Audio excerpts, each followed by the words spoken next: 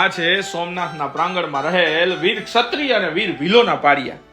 કહેવાય છે વિધર્મી ઝફર ખાન મસમોટા સૈન્યને લઈ અને બદલાની ભાવના સાથે સોમનાથ મંદિરને ધ્વસ્ત કરવા નીકળ્યો હોય છે.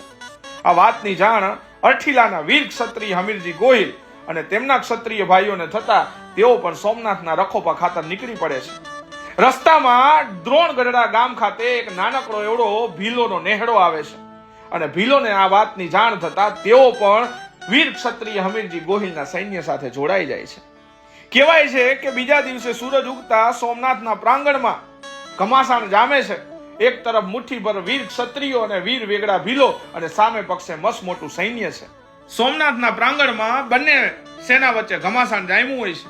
આ ઘમાસાણમાં પહેલા વીર વેગડા ભીલ વીરગતિને પામે છે અને પછી થોડા દિવસ બાદ એમ કહેવાય છે હમીરજી ગોહિલ માથે 10 તલવારો પડી છતાં મચક નથી આપતા અને અંતે સોમનાથ દાદાની રક્ષા કરતા પોતે પણ ઢળી પડે છે.